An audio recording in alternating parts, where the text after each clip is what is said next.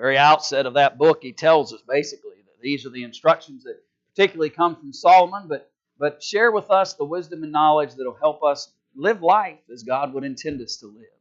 I want to share with you actually something out of Proverbs chapter 7, if you want to bounce over there. I wanted to lead in with why the Proverbs are valuable to us, but I want to actually talk to you out of Proverbs 7 this morning. This is kind of a strange disclaimer, I guess, to make at the beginning of a sermon. If you've heard me preach this material before, or in a version of it, you probably heard it in a gospel meeting somewhere. I wanted to preach this narrative, but I went back and made sure. Sometimes when you've been somewhere for almost 8 years, you don't know whether you've covered it in certain ways or not. And so I went back in my records and did not find any evidence that I've shared this material with you in this particular form. And so if I have, or you've heard it before, you need to hear it again anyway. And if you remember it, you probably remember it from a gospel meeting, maybe somewhere that you attended where I was speaking. But I want to talk a little bit this morning about how temptation really works. And I think the Proverbs chapter 7 illustration is a perfect way to describe that. I remember one time when I was in Lexington, Kentucky, and I did a summer preaching work down there one time, and they had shown me how to get from where I was staying in this apartment I was staying in to where the building was, and the preacher's home was right beside the building. And so I drove there the first time I did that on my own. I drove there. Well, the problem is, keep in mind, this is before the days of Yahoo Maps and before the days of the internet and before the days of GPS and all those kinds of things. And on my return home, I recognized that I had come using a couple of one-way streets. Now, most times they don't want you to just go back the way you came if it's a one-way street when you came. I made 6 laps around Rupp Arena. I was hoping to get to see it. Well, I did. I saw it, and I saw it, and I saw it, trying to figure out where I was going and where I was and how I could get back to where I needed to be. Temptation kind of works that way.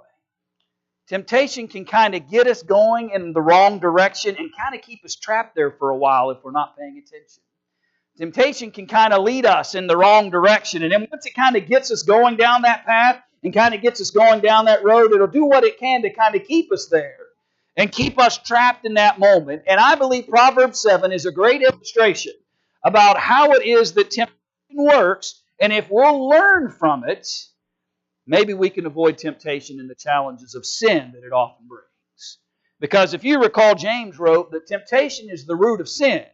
Man is drawn away of his own lust and enticed, and when that lust has been conceived, it bringeth forth sin, and when sin comes, it bringeth forth death. Temptation is at the root of the problem. And so if we can answer temptation, if we can answer the challenge of temptation, we can also answer the challenge of sin, and we can also answer the challenge of the death that sin brings. So with that premise in mind, let's talk a little bit about this circumstance in Proverbs chapter 7. Now, I realize there's a specific nature to the conversation here, and I'll tread lightly with it because it is kind of sensitive, somewhat material here, and the kind of thing that is happening in this text. But I'm not here really to talk about the specifics of this particular example, but to use it as an example of how temptation itself works, and you'll understand that as we move forward. For at the window, notice verse 6 of my house, there's a young man involved here. Let me back you up a little bit. And he challenged them to keep from the immoral woman there in verse 5, from the seductress who flatters with her words. For at the window of my house I looked through my lattice, he says, and saw among the simple, I perceived among the youth a young man devoid of understanding. So the writer of Proverbs, in this kind of poetic way, is talking about how he's looking out his window, and through his window, he sees this young man who is about to make some critical mistakes in the paths and choices that he's about to make. And what I want us to recognize first and foremost about temptation is that sometimes we need to recognize that my actions are more obvious than I may think. And what I mean by that is sometimes we feel like we're getting away with things. And sometimes we feel like that with the conduct of our actions and the things that we're doing, the things that we're saying, the behaviors that we're choosing are not being noticed by anybody. And the truth is, we live in a pretty open society. There's not a lot hidden anymore. There aren't a lot of secrets kept. There are not a lot of ways to hide from the environment that we happen to live in. I mean, you can't hardly drive down the street. I think I told you a while back about Sam made a trip a while back, how not only was I able to watch where he was on a map, I could literally see him progress along a map using a Google account, but I could also pull up the Maryland State Interstate cameras and literally watch him drive by while he traveled for the first time far away from home on his own. Now, by the way, I don't track him all the time. He turns that service on and off as he travels.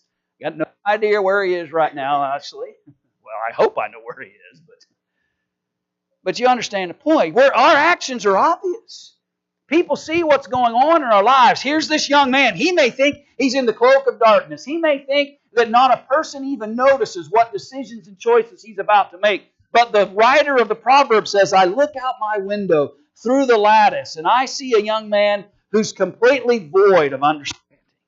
He is clueless about the destruction he's about to bring to himself and the choices and decisions. Friends, sometimes the problem with temptation is it lies to us at the outset. It tells us we're going to get away with this. There won't be any harm. We'll never be challenged by it. No one will know. And it's lying to us every step of the way.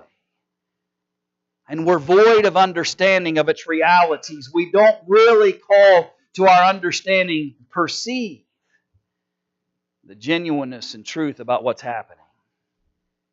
In fact, we understand that sometimes we're willingly void. Go back to that initial narrative for a moment in Proverb 1.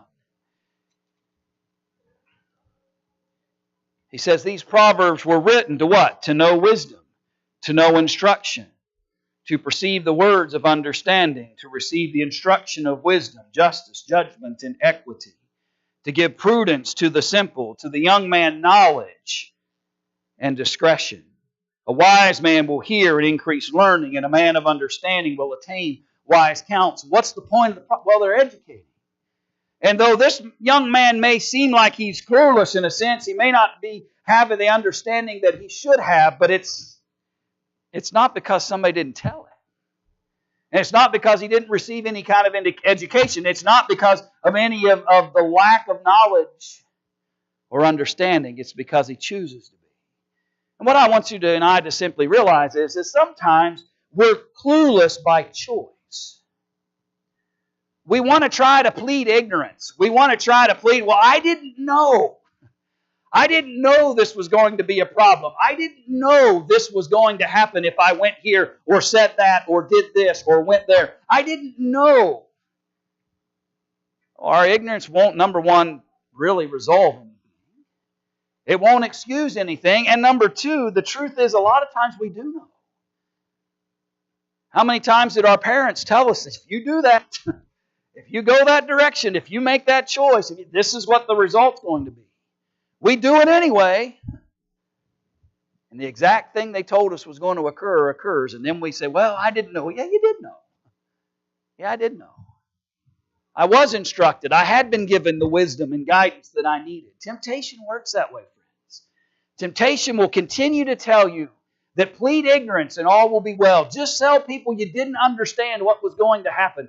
Just tell them you didn't realize what, when the reality is I probably have been taught better. I do know better. I've been given instruction. Here's a man willingly void of understanding. And he becomes spiritually weakened every step he takes. Go back to chapter 7. Notice verse 8. So passing along the street now right now he's just near a corner. And he took the path to her. We started just near the corner, but now I'm going to get a little closer, right? I'm just going to see. I'm just curious. I've heard about this lady. I've heard some things about her. I'm just curious. I just went down the corner, see maybe if she's out there or not. Oh, but I don't see. So maybe I'll walk down her path. I'm just going a little ways. I don't. So he took the path to her house in the twilight, in the evening, in the black and dark night.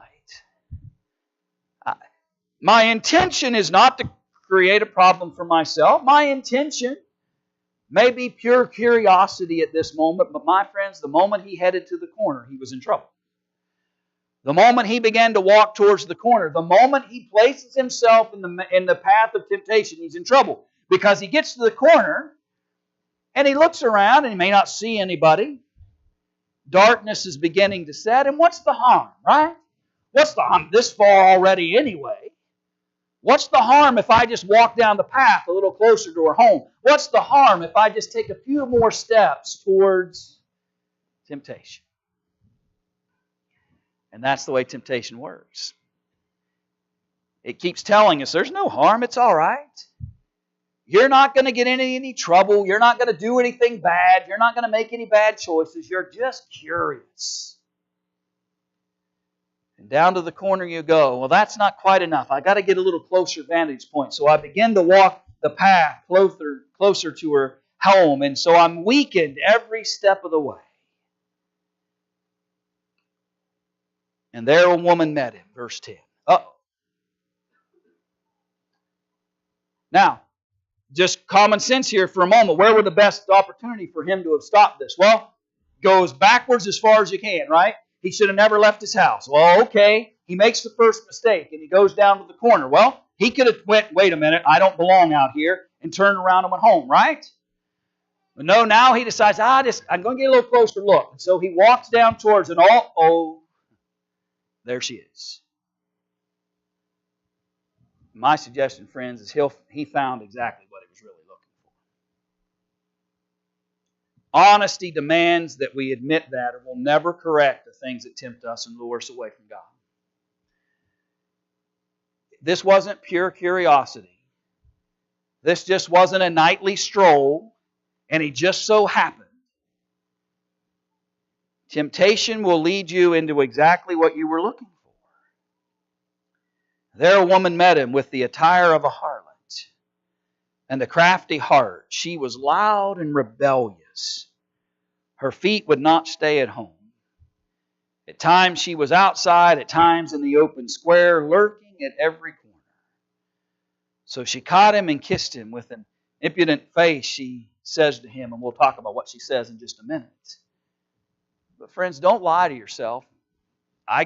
Don't lie to ourselves. You throw yourself out on that corner, you run down that road, you walk that path, you'll find exactly what you actually went out there looking for. That's the way temptation works. And I've always been convinced that if I'm willing to look for it, Satan will provide it. I believe that to be true. That if I'll walk a path, if I'll head down a road, if I'll look towards temptation's way, and there's something out there that could win my soul away from God and towards Satan's way, Satan will give it to me. He'll just provide it. He'll set it right out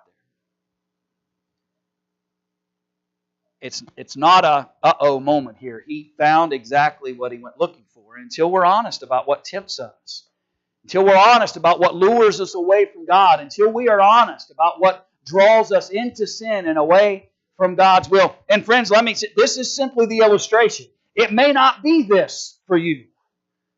What might be tempting to you and that you're out looking for may not be this. But it could be any host of other things that God has condemned and God says you need to stay away from. And God has warned us against. But when we head to the corner and we walk down the path and oh, there she is. Now, by the way, he's still got options, doesn't he? He can still come to his senses at this point and realize to himself, what in the world am I doing out here? What kind of path have I chosen here? And flee fornication. He can run away from this scene and come back to his senses. But now that she's got an opportunity to influence him, now that she's got an opportunity to put further temptation in his way, here comes a greater difficulty. Now I want you to notice verse 14. She says, I have peace offerings with me. Today I have paid my vows. I've made this point before out of this narrative. I believe she says, I'm just coming back from worship. I believe that's the intent of her statement here. What else could it be? I mean, I have peace offerings with me. Today I have paid my vows. Well, who would that be to? Well, that would be unto God. here's the point I want you and I to recognize. That's what temptation does. It dresses itself up as something other than it really is. Generally speaking, temptation isn't going to present itself in its genuineness. It will try to cloak itself in some fashion. She tries to imply to this young man, this is perfectly legit. Everything's okay. I've already worshiped God today. I've made my peace offerings. I've made a vow. All's well. I may, remember the verses ahead, I may have the attire that makes me look different. I may look different, but the truth is I'm a spiritual person. Temptation will try to cloak itself, and we've got to evidence it and recognize it for what it really is. We can't be deceived by deceptive words. We can't be tricked into thinking when something is different than it really is. And we have to be honest about the difficulties that are being set before me when Satan's trying to turn himself into an angel of light. When Satan's trying to convince me that all is well when it's not well. Temptation isn't honest. I've told people back, and I've talked about challenges of sin sometimes, and I talk about how everybody, maybe not everybody, but most folks have that container that got shoved to the back of the refrigerator 2 years ago.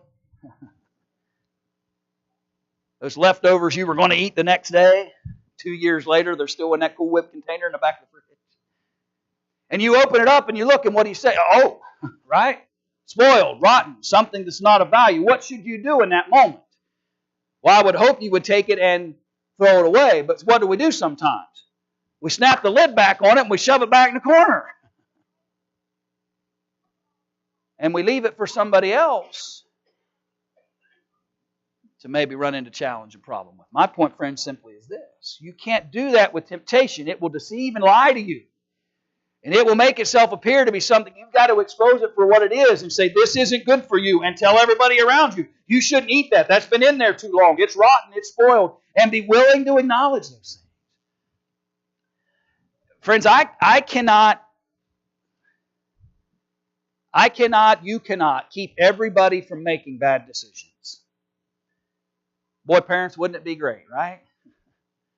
If we could just kick every stone and every challenge and every problem and every poor decision that our children are about to make, if we could just kick that out, we can't.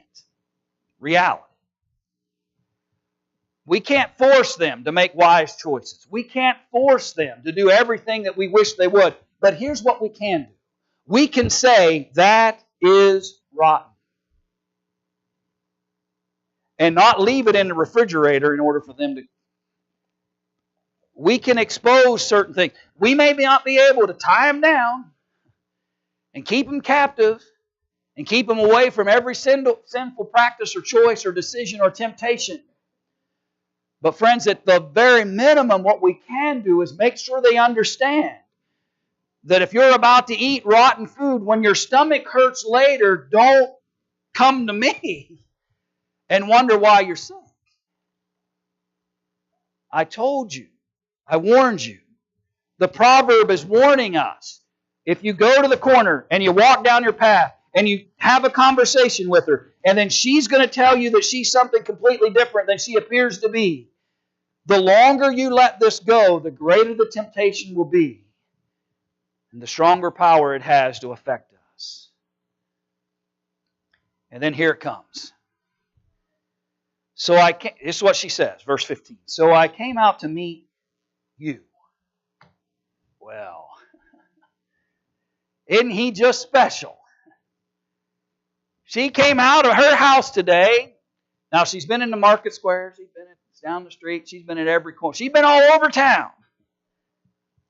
But on this particular night and in this particular moment, she came out for no other purpose but just to run into him, right?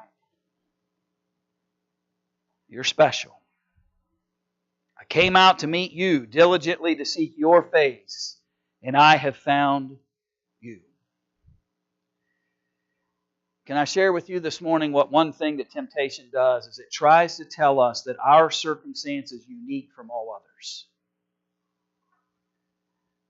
That the sinful choice that I'm about to make is okay for me because my circumstance is different than everybody else's circumstance. I'm in a unique position. She came out just to find me. She's not really running around town. She come out to find me. I'm special. My circumstance is different than everybody else's. I'm unique in this. And so the same kinds of things that God warns everybody else about, I'm immune to because I'm special. You know, we all like to feel special once in a while, right? We all enjoy some attention. We all enjoy somebody giving us a little extra time and attention. But friends, be careful. Be careful that we don't begin to convince ourselves that we are so special. That we're so special that we're even immune from temptation and the sins and consequences that it brings. Because there's nobody that special. There's nobody so special that God says, well, sin's okay for you. There's no one so special that God says, well, you're okay. You'll be fine. And that's what she's trying to imply to this young man. It's all good. I've been to worship. I'm different than the way I look. And you're so special, I came out just to find you and you alone. You're all that I've had on my mind. Verse 16, I have spread my bed with tapestry, colored coverings of Egyptian linen. I have perfumed my bed with myrrh, aloes, and cinnamon. Come, let us take our fill of love until morning. Let us delight ourselves with love. And the point I think that the proverb is trying to exemplify for us is the temptation of how could something so pleasant sounding be wrong? You see, temptation won't tell you about the consequences of making this choice and decision. Temptation isn't in the business of telling you the calamity of the broken heart. It's not in the business of telling you the challenges and difficulties that this choice is about to make. If this young man gives in to this temptation,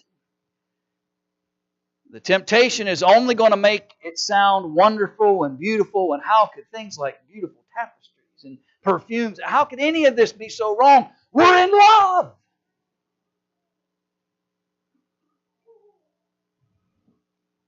Temptation's winning. Temptation's winning. We have to be so careful because of the way that temptation presents itself and makes itself look so perfect and so right and so wonderful that we begin to tell ourselves the lie, well, how could it be wrong if it sounds so pleasant? And then verse 19.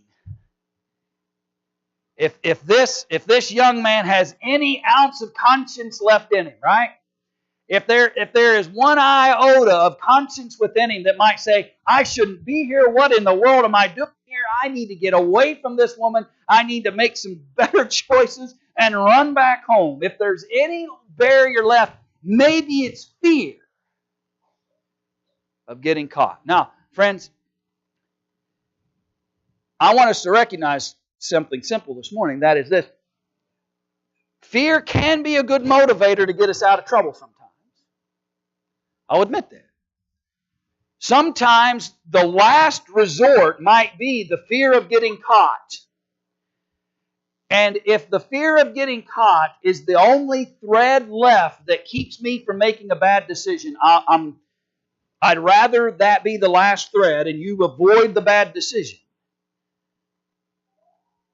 than to not have anything keeping you away from that temptation at all. But the problem is, fear is easily erased. If the fear of getting caught is the only element that's keeping me away from temptation and sin, if the fear of getting caught is the only thing left, then the problem is it can just be easily put to the side. Notice, for my husband is not at home. And not only is he not home, but what? He has gone on a long journey. He ain't home, and he ain't going to be home for a while. And if this young man had one last barrier to this temptation, if he had one last thing that maybe he would cling to in his mind that said to him, I don't know whether this is smart, because if I make this decision and the husband finds out, then I could be in trouble. And before he can even think it, she already erases the fear. That's what temptation does. It will erase any fears of consequence. It will erase any trepidations, those last minute just conscience moments that are trying to tell me, what in the world are you doing? And then temptation offers you an out. He takes away any of those last minute barriers that might have been there. And says, verse 20, he has taken a bag of money with him and will come home on the appointed day. He's not home. He's far away. And He always comes home exactly when He says He will. He's not going to catch us.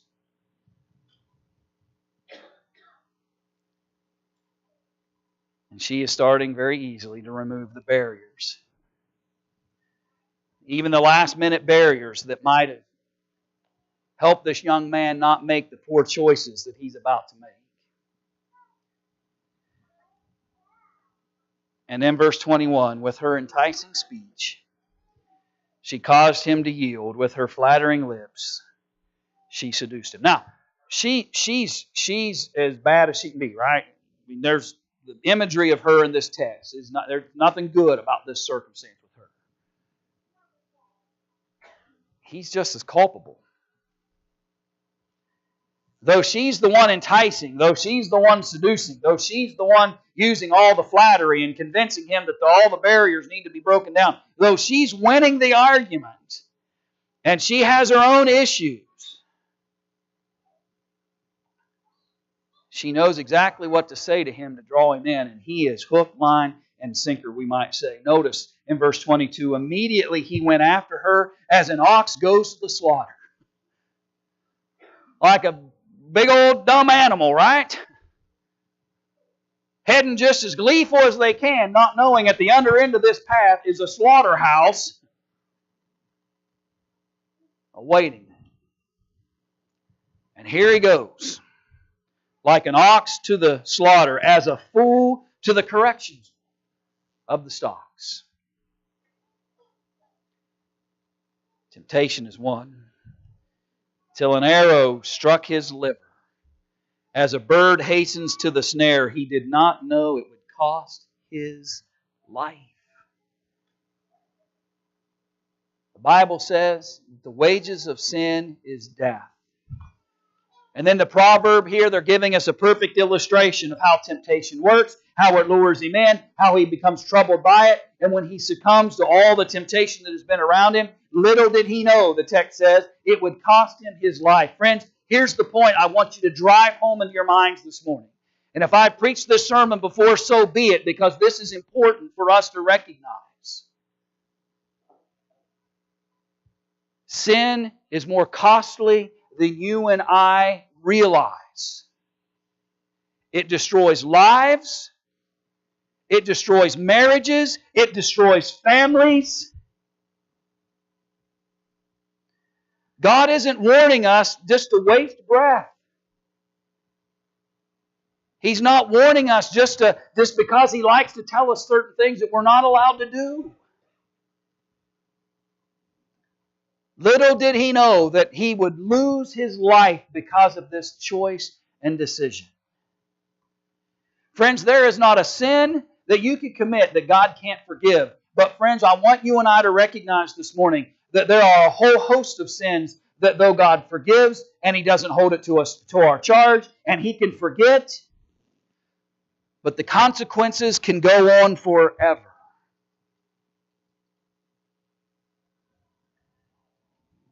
And so where should this have stopped? It could have stopped at any point, right? We could start backpedaling throughout the narrative. And we could have said, well, he should have been smart enough to not listen to her flattering words and all her wonderful thoughts. Well, he should have never had a conversation. Well, then maybe he shouldn't have gone down. Well, he shouldn't have been out there, period, right? And it goes back to that point we made earlier in the sermon. He found what he was looking for. He wasn't out there by accident. He wasn't out there by happenstance. sometimes we have to fight temptation in ways that we did not expect. I fully recognize that there are some times where temptation presents itself and we had not a clue that that was going to be an issue for me to have to deal with in the circumstance I thought I was in. But a lot of times, temptation comes because I put myself there.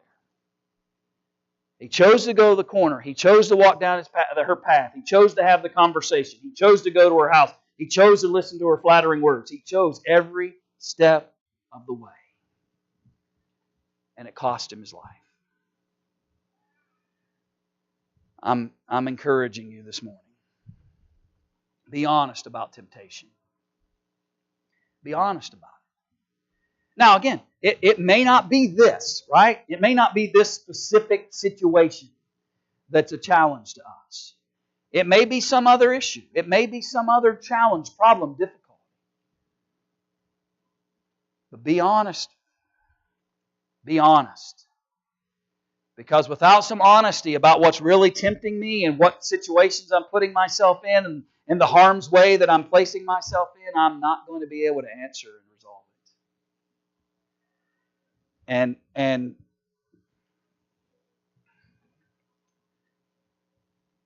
And I can tell you from years of experience, I told Deborah years ago, I quit trying to guess. When I get a phone call, somebody says, "Can we come sit down and talk about?" I quit guessing years ago because you don't have any idea. And I'm going to be honest with you, folks. There are times where folks come, and I'm willing to listen. I want to listen. I want you to come if it'll help you to sit down and talk and just have an ear to listen. But I don't have a magic eraser. I can't tell you how many times I've sat across the couch or across the table and wish I had a magic eraser that I could just tell somebody, okay, we're just going to get rid of all of it for you. It's just going to go away. And in my heart, to be honest with you, there are times where I'm saying in my mind, I wish they'd have come to me 2 years ago, 3 years ago, 4 years ago, when they first went to the corner. Because maybe then we could have had a conversation that would have avoided the end result. Maybe then we could have had a conversation. But the problem is sometimes we never talk about it until the consequence arrives, and then we want help trying to resolve the consequence, when the better help would have occurred back here.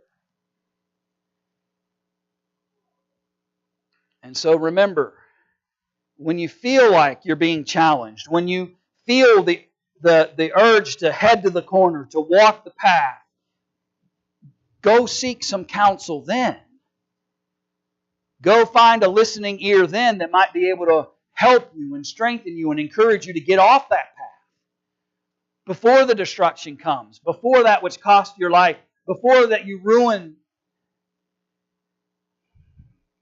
the blessing and benefit that God wants you to have in life. That's how temptation really works, according to that example. Will I heed the warning? Will I seek wise counsel and help when I feel like I'm being drawn into something and I need to get away before the consequence comes, before the challenges begin to mount? It's a much better circumstance to help somebody avoid a consequence than it is to try to help them resolve it once it's already there. The Lord wants to forgive and will forgive. The Lord will cleanse. The Lord will forget, in the sense of you are not accountable to those actions any longer. And it will be as if it had not happened to Him. And sometimes that may be the only comfort we can find. To know that though I might not be able to run away from the long-term consequences, I know the Lord has forgiven. And I can serve Him honorably and try to avoid those consequences moving forward. So if we can help you in that this morning, find remission of sins through the blood of the Lamb. Ask God to forgive when we've stepped out of bounds, if there's something public that we could pray for you about. Or maybe I just need to go home and pray to God and say, Lord, help me realize and be honest about what's tempting me and keep me in my house. Keep me off that corner. Keep me off that path. Don't even let me have the conversation. Remember what Jesus said in His model prayer, lead me not into temptation. Keep me away from the source, and I'll have better answers. And if we can help you this morning in some way, won't you come as we stand and as we sing?